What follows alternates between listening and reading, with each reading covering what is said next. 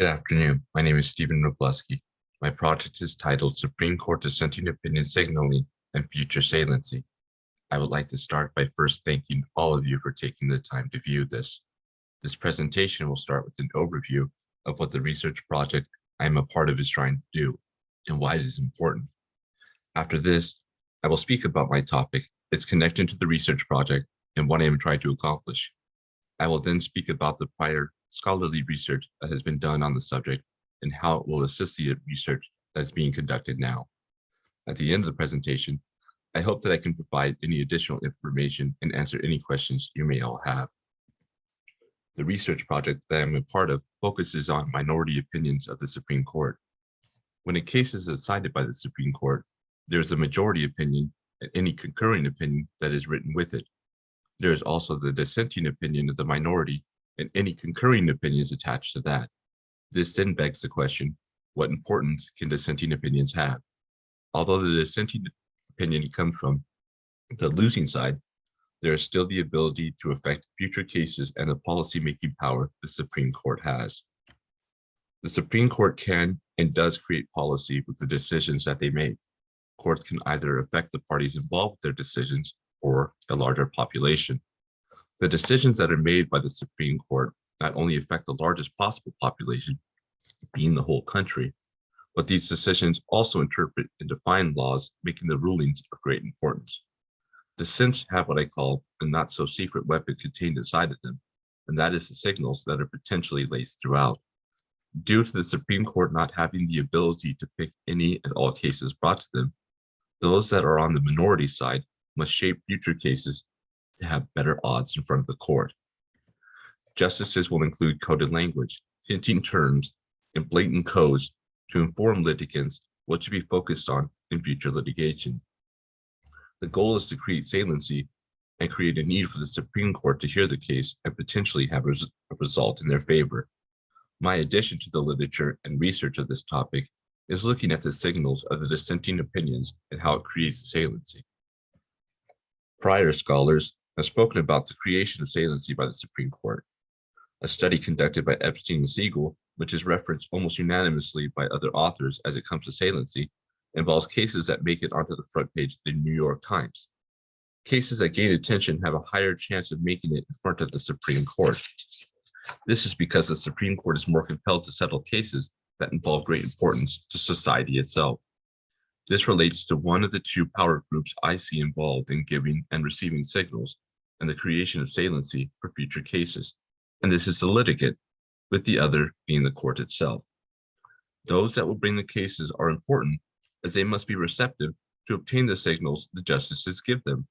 Scholars speak about the need for litigants to bring the cases to the court, and by having tailored cases, the potential to not only receive a writ certiorari, in essence asked to be heard by the court, but a win is crucial. Phrases such as something that we are not deciding here, but something the court might want to resolve, or if the issue at hand was fill in the blank with a case, are critical for the outside influencers of cases to hear and use. Litigants that can provide in their support for new litigation briefs that contain deep conflict pertaining to the issue at hand, and many supporting signals in the dissents, and also having the saliency of such things as being on paper news covers, these factors can lead to having a higher likelihood of being heard by the Supreme Court. Equipped with this, there's evidence to show that around 5 years after initial cases of these types of policies are heard by the Supreme Court, they are found again using the signals from this initial case. This research shows that there is no movement of saliency in the first 2 years after an initial case has been made, and that the increase starts around 4 years. This is supplemented by research that shows cases with the signals from the initial case being heard by the Court of Appeals in some form around 3 to 4 years after the original case had been heard. 5 years after that, they start to make a bevy of writs certiorari. The court itself is also a key player, as they must balance the need to hear a case and ability to work with the other justices of the court. The end goal is to obtain a majority, and to do that, the signals that are given here must appeal not only to those that are going to hear the case later on, but to the justices that are hearing it at this moment. This makes it so that the signals are very important to many parties involved. Rice speaks of the need to then reframe the case in the signal that is to be given to the particular justices. By adding this new dimension or looking at facts in a different light, it can lead to the potential saliency and having the minority move to the majority. Having this issue or another topic of the policy area being included into a future case that is more favorable by a justice, that can create the saliency. And an example of it would be to present a case not on the presence of civil rights, but also of federalism. By making it an issue, not only of speaking about two parties, but of speaking of the power of either the national or state government, cases in 88% of those looked at from 1953 to 1985 were shown to have federalism involved in them, this having a 6-year lag. It shows that by presenting things in a different light, you are more so able to get those cases heard. Also, using the ideology of the court is to the advantage of the justices in the minority to find what signals could be best suited to change the minds of the majority. Scholars have looked at socioeconomic upbringings of the justices and other factors to determine the preferences and if they are more likely to dissent. These include if their parents worked in the government, if they were a corporate lawyer before they became a Supreme Court justice, and their religion. It was found that of all of these, those that were in a more affluent home were more likely to dissent. And although this is not a perfect measure, it does allow some insight into why it can be hard to get these initial dissents and then to get the signals from them. Because justices have to work side by side with each other for many years, there can be the urge to follow the majority, making it also hard for there to be a dissent and for there to be these signals provided in them. Dissents must be used carefully and strategically as to not upset the other justices and prevent the ability to bargain in future decisions. There's a balancing act that must take place, and the dissent must be used only when needed. There can be many cases that look at a certain issue, making the timing of signaling important as well. By making sure there is a need to litigate and the public wants the issue to be looked at, dissents will contain more signals in an attempt to provide as many as possible. Because of the bloat of cases that can be presented about certain policy areas, the court may feel that there is not a need to hear more of these cases than at that time.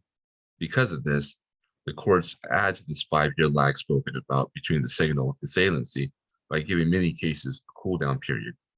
After a large case, there's little need to hear about the same type of case immediately thereafter. It helps to keep the integrity of the court by not repeating themselves or having to piecemeal decisions in quick succession. This also allows for there not to be an aversion to dissent, making it harder to obtain signals. This is coupled with the Court of Appeals not giving quality cases of this type for at least a year after being initially heard. By taking all this research, I'm applying it by looking at the United States Supreme Court database and examining dissenting opinions starting from the year 2011 through 2017. By looking at this period of time, I will be continuing research from where many scholars leave off. Also, this will leave enough time and potential time frame to be looked at as to establish the signal was given, received, and their saliency to be experienced to see what, if any, of those signals have been presented and the results of them. At this time, I am in the preliminary stages of compiling the data and constructing the table to record the findings. The goal is to find what signals are contained in the dissenting opinions and who gives them, how those signals can be applied to creating saliency in future cases, and are those signals being received by those outside actors that are critical in bringing these cases back to the Supreme Court. In conclusion, there's a great need to look at dissenting opinions. At times, it could be nothing more than someone writing in opposition to the majority. But there are many times that dissent is a strategic tool used to gain leverage in the long run. If future litigants and influencers are able to detect the signals that are provided, it creates the ability to change policy. When working together, the process may be slow, but the results can be long-lasting. I'd like to again thank you all for watching this presentation, and I hope I can answer any questions that there may be.